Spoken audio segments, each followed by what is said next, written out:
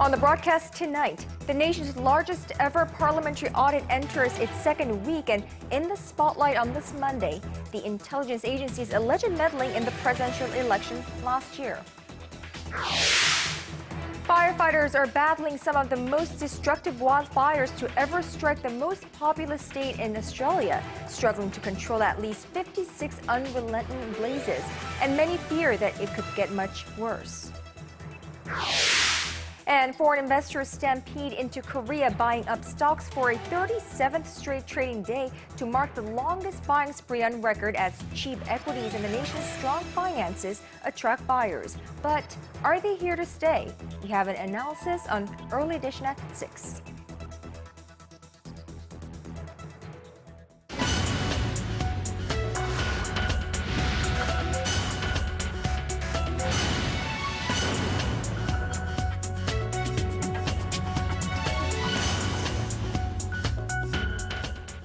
It is 5 a.m. in Washington, 8 p.m. in Sydney, and 6 on a Monday evening here in Seoul. Welcome to Early Edition at 6. I'm Moon Geon-young. And I'm Daniel Chan. Thank you for joining us. Law enforcement reinforcement. That's our starting point for today.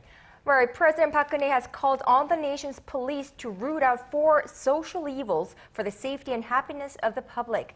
Speaking at a commemorative ceremony marking the nation's 68th Police Day, the Korean president asked police officers to respond to illegal acts that go against social discipline and safety. Now, she also emphasized the importance of preventing new types of crime such as voice phishing, smishing, which is a form of criminal activity using social engineering techniques, and illegal private loans, and the role of technology in all of this. President Park also reaffirmed her campaign pledge to increase the number of police officers to 20,000 over her 5-year term in office. A senior prosecutor who was leading a high-profile investigation into claims that the nation's spy agency meddled in last year's presidential election was in the hot seat at a parliamentary oversight hearing this Monday afternoon. Yoon Suk-yeol was sacked last week for going against procedure to detain NIS officials under investigation in that case. But the main opposition party says he was dismissed for other reasons. Arirang News' Kim Young-gil reports. At Monday's parliamentary oversight hearings, Democratic Party lawmakers on the National Assembly's Judiciary Committee said National Intelligence Service agents posted some 55,000 comments on Twitter and other social networking services against opposition candidates Moon Jae-in and An Cheol-soo in the weeks leading up to the presidential election last December. The DP lawmakers centered their comments around senior prosecutor Yoon Suk-yeol, who said the spy agency posted tweets in favor of ruling party candidate Park Geun-hye and was leading a special investigation into the NIS scandal. Yoon was fired on Friday for arresting 3 NIS officials related to the case without first getting approval from the Justice Ministry, and is now facing an internal affairs probe for insubordination. The DP claims his dismissal shows the government attempted to meddle in the high-profile probe. The ruling Henry Party said Yoon's dismissal was in line with due process, as he failed to comply with the correct legal procedures. The DP also said that the presidential office of Cheongwade pulled strings to exclude Yoon from the investigation, just as it did with former Prosecutor General Chae Dong-wook. Chae stepped down from his post last month amid rumors he fathered a child out of wedlock. The DP believes Cheongwade forced Chae to quit because his investigative team indicted a former NIS chief in June on charges of violating the election law. The NIS is not the only one accused of meddling in the election.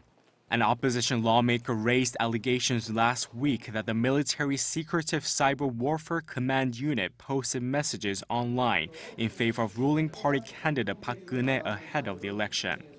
The military has launched an investigation into the allegations and is expected to announce the results this week. Kim Young-gil, Arirang News. Now, the Ministry of Education here in Korea says it has advised 8 publishers of Korean history textbooks to correct editions that contain misinformation. The ministry told reporters on this Monday that it has advised the publishers to either correct or complement some 830 statements that are inaccurate, unbalanced, or could distort students' national identity. The listed publishers must submit a corrected draft to the ministry by next Friday. The move comes after some of the nation's history textbooks were criticized by the public for containing pro-Japan or pro-U.S. statements and inaccurate information. Yet another scandal is emerging from the multi-layered web of corruption surrounding the country's nuclear power industry. It turns out that the cable manufacturers that colluded to supply cables used in nuclear reactors at high prices have been paying extra juicy dividends to their shareholders. Arirang has the story. Less than 2 weeks after the country's 8 cable suppliers were fined for price fixing, a new report shows that they have been engaged in other unethical practices. According to online market researcher Jebol.com, the 8 cable suppliers, including money-losing Daehan Electric Wire, paid a combined 77 billion won, or roughly $72 million in dividend payments over the past 5 years. It also found the firm spent $13 million on so-called entertainment expenses for their clients. Earlier this month, the Fair Trade Commission fined the 8 companies based on how much each had gained unfairly through price fixing. But this is just the latest in a string of corruption scandals shaking the nation's nuclear power industry. Just last week, one of the 8 companies, JS Cable, was found to have supplied cables with fake quality warrants for 2 reactors, the Singori reactors 3 and 4. This has pushed back the start date for both reactors to 2015, raising concerns about a possible power shortage next year. In a related development, a report on Monday shows that the Korea Hydro and Nuclear Power Corporation, the state-run company in charge of the country's nuclear power plants, has granted a large number of contracts to suppliers run by family members of its employees over the past 10 years. The report, which was compiled by ruling Saenuri Party lawmaker Lee Jae-ik based on the operator's data, showed that the contracts were worth 21 billion won, or roughly $20 million. Yurian, Arirang News. The Korean government hopes to do more for women next year by adding programs to boost gender equality and improve conditions for women at work and at home.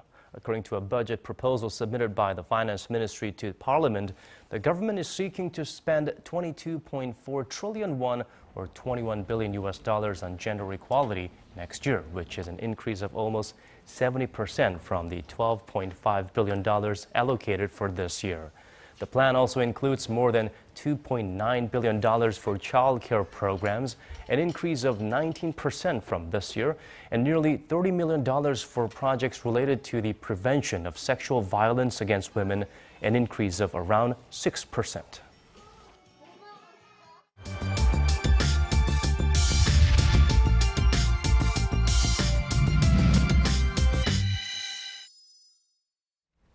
Well, the Korean stock market has been on an upward trend, to say the least. The benchmark Kospi finished the day at a new 26-month closing high of 2053 as persistent foreign inflows offset investors locking in profits ahead of a slew of global economic indicators due later in the week. Foreigners purchased $181.8 million worth of local shares on this Monday alone, extending the buying streak to a record 37th consecutive session. It brought their net total from August 23rd to the present to more than $12 billion, more than reversing the $9.4 billion that was yanked out in the first 6 months of the year. Right, the cash has fueled a more than 16% rally in stocks since the end of June, while the currency has also advanced. Now, so why the bullishness and how confident can we be about the Korean economy? Well, joining us live in the studio to give us an in-depth analysis of the local market and future prospects is Chang Jae-ho, research analyst at Korea-based Daeshin Securities. Jae-ho, welcome to the program. Thanks for having me. Now, let's begin with the benchmark Kospi's closing number for today. It's an impressive 2053. Of course, it broke the 2050 mark last week for the first time in more than 2 years, I believe. Now, foreign buying was the reason behind that, and it also broke its record streak today, 37th consecutive session. Tell us more about the in and outflow of money in the market and why foreigners are stampeding into the Korean market. Well, if you look at the fund flow data provided EPFR, there's mainly four equity funds for Korean market, which is GEM Fund, Asia ex-Japan Fund, and Pacific Fund, and international funds. For the last 2 weeks, there has been inflows to those four funds. The amount was about $2.5 billion. And if you look at only the Korean market, the foreign investors from beginning of from the 23rd of August, they have been buying Korean stock market for 37 consecutive sessions, which is about over more than 12 trillion won. The investors feel attractive about the Korean market is that because the biggest concern for the foreign investor is definitely, first one is macro fundamentals. If you look at Indonesia and India, they have been suffering for the current account deficit and the currency issues. But if you look at the other side, such as Korea and Taiwan, they have been more stronger than the Indonesia and other Southeast Asia countries. So that's why investors feel more attractive about the Korean market. Well, there's always shadow and there's light. Will this not drive up the value of the Korean won, which is not exactly the best news for the nation's exporters because it would affect their competitiveness in the global market, right? Yeah. But yeah, Korean won notched near about 9 months high last week due to the foreign investors' equity buying rally.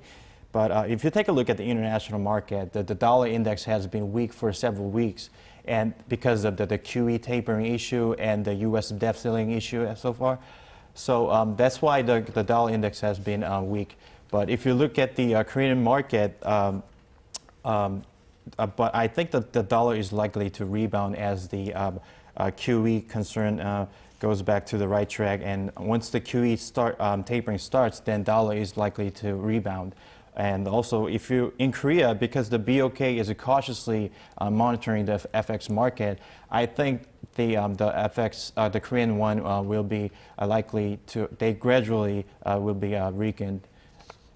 Right. So another thing that's interesting about this is that Korean investors in major financial institutions are actually going in the opposite direction of the foreign investors. Now, are we going to see a repetition of a familiar cycle where, foreign investors push up the indices and then Korean investors start buying only after prices reach new highs? Yeah, of course, as a market theory, there's got to be a demand and supply. But yeah, foreign investors are aggressively buying the Korean stock market. But if you look at the institutional investors like trust and asset managers, they have been selling Korean equities for last 2 months. But because they feel more bearish about the Korean market, because the Kospi 2000 level is pretty, I would say, unstable. And also the individual investors and fund managers are actually profit taking from the equity funds. That's why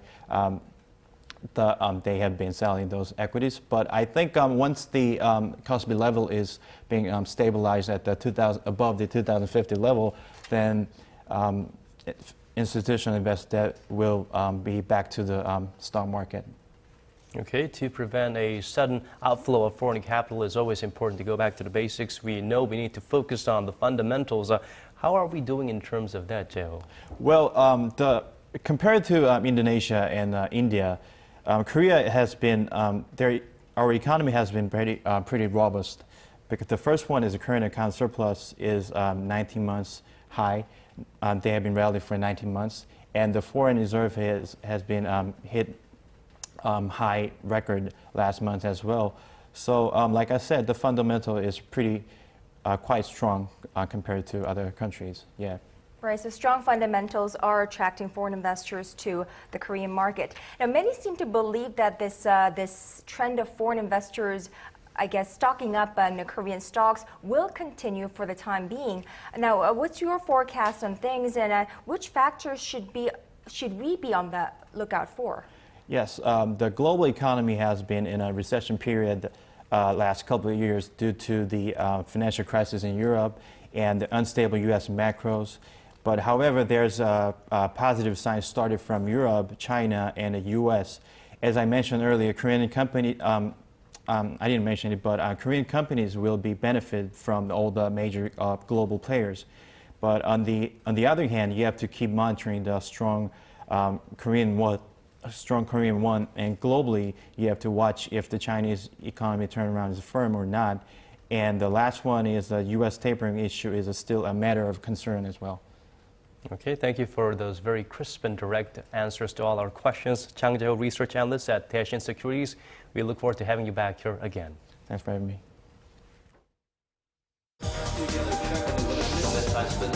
Digging deeper, getting to the bottom of stories that impact your life. Park Geun-hye plans to visit expert. Talking with you on air and online. Connecting you with heroes and experts to help you understand the world's most pressing issues. News and current affairs at its best with Moon Gun-young and Daniel Che on Early Edition at 6. Now, shifting gears to the economy, Korea's import prices rose by 2 points. Now on to Australia's bushfire. That nightmare is now into its 5th day, but authorities there are still struggling to control the blaze, which could soon threaten Sydney. The eastern part of Australia has been badly hit by bushfires after the hottest September on record, leading officials to declare a state of emergency. And as our Kim Hyun-bin reports, the conditions are likely to worsen this week. A state of emergency has been declared as bushfires scorched large swathes of the Australian state of New South Wales. Hundreds of people have been left homeless by the blaze, which is expected to intensify in the coming days, as strong winds and soaring temperatures are forecast to fan the flames. Officials say nearly 60 blazes have scorched more than 1,100 square kilometers of land. Around a dozen fires are still out of control. And we're seeing very warm conditions, so very hot days, very strong winds. We have firefighters coming from all around the state, but the size of the fires that we have at the moment are that big, some of them travelling 30 kilometres in one day. It's very hard for us to contain those fires quickly. The cause of the fires remain unclear, but officials are looking into a blaze near the city of Lithgow to see if it was caused by a military training exercise. Officials say a total fire ban has been issued for the greater Sydney region, meaning all fire permits are suspended and no fires can be lit in a public place. Authorities have advised nearby communities to consider evacuating ahead of the worsening weather conditions. Over 1,300 firefighters were tackling the blaze on Sunday evening, and at least one death has been reported. The Blue Mountains, west of Sydney, is one of the worst affected areas, with many fires still raging out of control. Officials have warned 3 of the main fires could combine into one huge bushfire in the next few days and could possibly threaten Sydney. Kim Hyun-bin, Arirang News. In a move that will surely ratchet up tensions between Japan and China, Japanese Prime Minister Shinzo Abe has given permission to the country's self-defense forces to shoot down any foreign drones that intrude into Japanese airspace if warnings to leave are ignored. Japan's defense ministry re-examined existing countermeasures for surveillance drones after it spotted a Chinese drone last month flying near the disputed Senkaku Islands in the East China Sea. Beijing claims the islands, which it calls Diaoyu, as Chinese territory. The ministry said it drafted the new plan after it determined the drones China is developing are equipped with high-performance cameras and radar, which pose the same risk as manned aircraft. Analysts say the move is a demonstration of Tokyo's readiness to respond to any acts that violate its sovereignty. More disturbing news coming from Japan, this time the Fukushima nuclear power plant. After a heavy rain on Sunday, water with high levels of radioactive strontium streamed into contaminated areas at the plant. This happened as the plant operator underestimated the amount of rainfall and failed to act quickly to contain it. A spokesperson for the plant operator TEPCO, Yoshikazu Nagai, said the company had planned to pump out the accumulating rainwater and release it into the sea after making sure it was not contaminated. but the pumps could not keep up with the rainwater, causing it to overflow. The containment area surrounds hundreds of tanks filled with tons of radioactive water. One of the tanks contained strontium-90 in a concentration that is 71 times higher than the safe level for release. President Park Geun-hye at the outset of her administration made clear that cultural enrichment of the Korean people would be one of her 4 main policy priorities. And the month of October has been designated as the nation's month of culture. Well, in line with this initiative, various venues across the country are finding their own ways to celebrate, and our cultural correspondent Park Ji-won shows us some of them. Here at Culture Station 284, a multidisciplinary space for arts and culture, housed in the old Seoul train station, a group of undergraduate architecture students are installing an exhibition about their field of study. Regular citizens might feel that architecture is inaccessible to them, so we're aiming to bridge the gap by showing something about the life of an architecture major. The project is part of a month-long celebration commemorating the month of culture in Korea. The government designated October as the month of culture and October 19th as the Day of Culture back in 1972. But this year, with the Park Geun-hye administration having declared cultural enrichment as one of its key national goals, the celebration has grown. This month, there are some 1,200 events taking place around the country. I think it's great that these events are not only for government officials or artists. We citizens can enjoy a variety of events with our families. My family got a chance to perform at one of the events, and we also got to see other people perform. Also, as part of the celebration, 5 of the most beloved Korean poems, as chosen in an online poll, are being displayed around Gwanghwamun Square through the end of the month in an exhibition co-organized by the Culture Ministry and the Society of Korean Poets. The organizers hope the poems will provide passerby with a moment of relaxation and a bit of inspiration for the rest of their day. Park Ji-won, Arirang News. And the Korean National Ballet is doing its part to promote Korea as a nation of rich culture. The company is currently showing its own rendition of Giselle, a timeless classic. Our Itae gives us a glimpse of the performance. The Korean National Ballet is the country's oldest ballet company. Boasting some of the best dancers in the country, it has been lauded both at home and abroad for its creativity and virtuosity. The company has also won praise for a targeted marketing campaign aimed at diversifying its viewing audience that has succeeded in creating new ballet fans who might be interested in the National Ballet's current performance right here in Seoul. Behind me is the rehearsal for the Korean National Ballet's rendition of the classic ballet, Giselle. The 2-act ballet was first performed in Paris in 1841. The first act tells the story of the lovely maiden Giselle, who has a passion for dance but has a weak heart. Her beauty attracts the attention of a nobleman who becomes enamored with her, and the two fall into an ill-fated romance. As a result, we see the beautiful maiden who was so full of life in Act 1 transform into a sad rat who roams the night in Act 2. Prima ballerina Kim Ji-young speaks of the difficulties in the role of Giselle. This is a very difficult work to perform because in the first act, you put your whole heart and soul into being this beautiful maiden who dies because of love, and then you have to portray what the character has become in Act 2. It's a mentally and physically draining performance. The lighting accentuates the contrast in the production, and the sets create a wonderfully beautiful first act that is bursting with energy, and a second act that is pervaded by an atmosphere that is dark and eerie, yet also strangely elegant. The Korean National Ballet's rendition of Giselle runs through Tuesday, October 22nd at the National Theater of Korea. Lee Tae-ho, Arirang News.